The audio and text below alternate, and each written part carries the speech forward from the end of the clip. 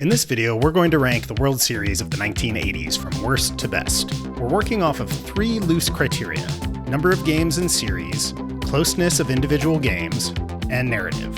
So it's absolutely possible, as you'll see, for a 5-game series to rank higher than a 7-game series.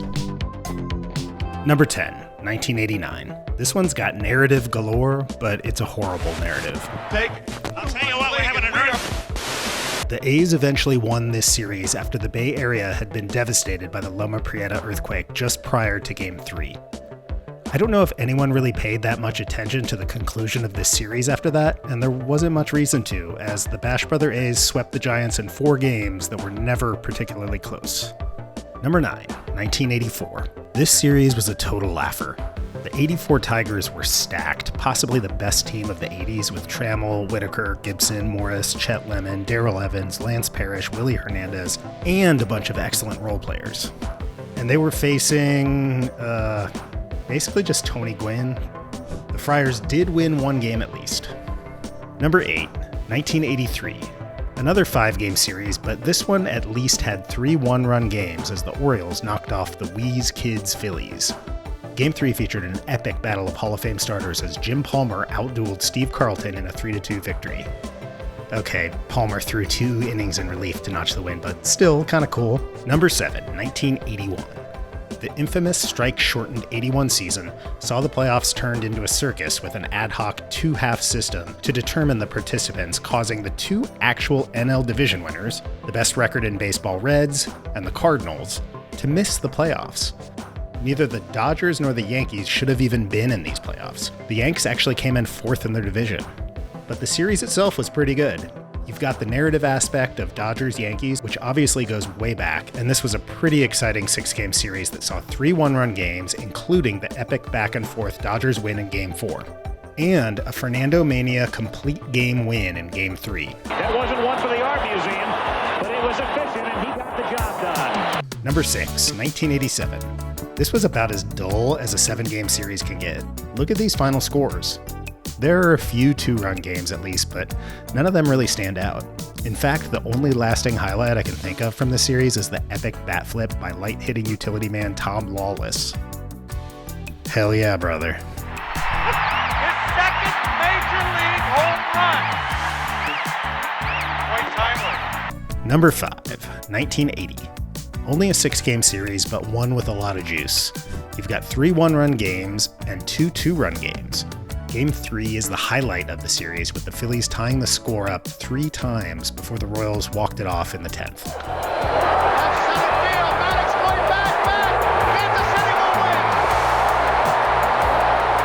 But there were also 2 great come-from-behind wins for the Phils in Games 2 and 5.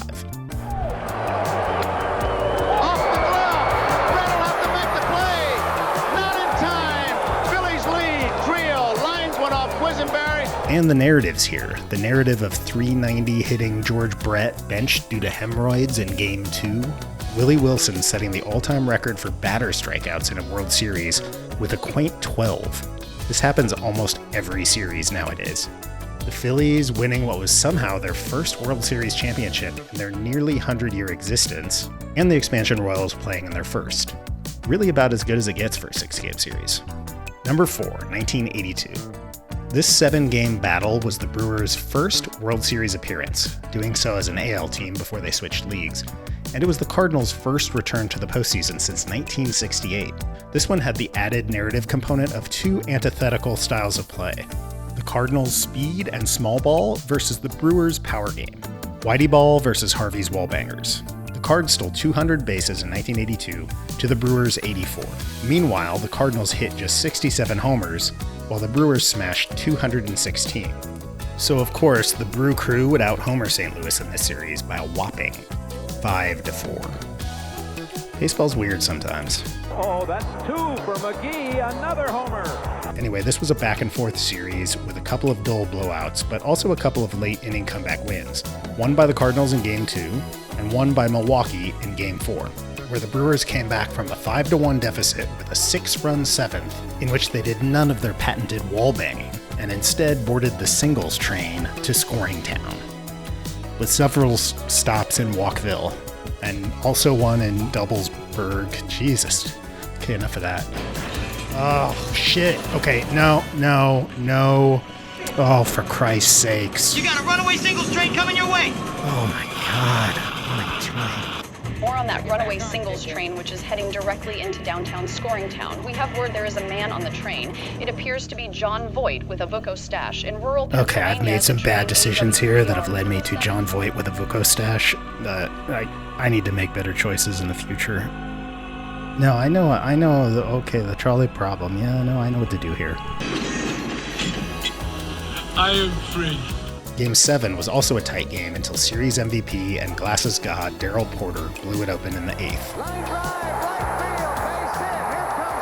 Number 3, 1988. Now you can absolutely quibble with this one at number 3 because it was only a 5-game series. But on the other hand, have you thought about this? Gibson swings and a fly ball to deep right field.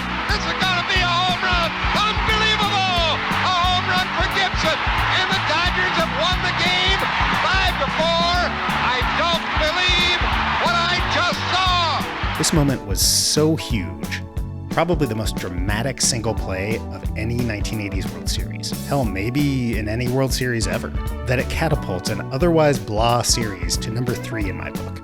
Nobody thinks about the 4 games after this one, but this series does have other points in its favor. We got another walk-off homer in this series in Game 3 when Big Mac broke a 1-1 tie with a 9th-inning tater. You've also got a Game 4, 4-3 nail-biter. But it's really all about the Gibson homer, and the fact that we have 2 legendary calls of this by the 2 greatest baseball announcers ever, Jack Buck, who we heard earlier, and Vin Scully. In a year that has been so improbable, the impossible has happened. Number 2, 1985. I'd say that the top 2 on this list are in another realm compared to the bottom 8. There's a big gap, and you could probably flip these 2 if you wanted. This one, the I-70 series, has a lot of narrative flavor. Interstate rivals who had never played each other before, Cardinals cast-offs, Lonnie Smith and all-time name guy Dane Orge coming back to haunt the Cardinals, fastest man in baseball getting run over by the tarp machine prior to the series and throwing off the Cardinals' Whiteyball game plan, Ozzie Smith versus George Brett, an epic battle between Vest Soda pitchmen, and oh yeah, Don Denkinger. In the biggest moment of the series, and the tightest game of the series, we got what was probably the worst missed call in World Series history. What people tend to forget about this game is how crazy the rest of that half inning is. After the Denkinger play, Steve Balboni pops up on the next pitch, and first baseman Jack Clark completely misplays it in foul ground. Balboni eventually singles to put runners on first and second. Jim Sundberg comes up and lays down a sac bunt, but Todd Worrell makes a pretty risky but great play to get the lead runner at third. Which is all for naught because Darryl Porter just drops this pitch from Worrell. It's not even wild, and the runners move up anyway, which sets up Dane Orge, who the Cardinals had cut the previous year, shoving in the dagger with a bloop single to right. Here's the throw.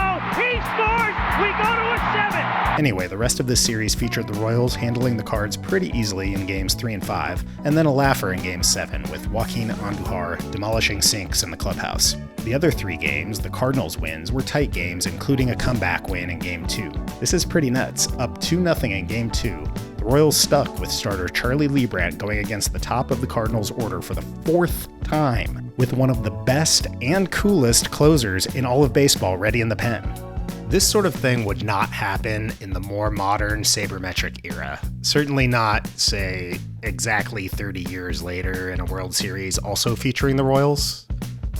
No, that would never happen. Number 1, 1986. So 2 years in a row, there was an epic series-defining Game 6 with an infamous play to turn the tide. Pretty crazy. This series is really defined by that moment and that game. An amazing 3-run, 10th-inning, 2-out comeback by the Mets, punctuated by Buckner's boner. The narrative was also incredibly heavy with this one. The bad guys Mets were a team of destiny, and the curse of the Bambino hangs over the series like a dark cloud. The rest of the series didn't feature any more great games, other than the 1-0 Game 1 nail-biter, and a back-and-forth Game 7 that was very tight until the Mets pulled away in the bottom of the 8th, but that Game 6 is enough to put this series at the top of the list. Well, there you go. I'd say overall the 80s were a pretty weak decade for the World Series, but in our next video covering this topic, you'll find one of the best World Series decades, the 90s.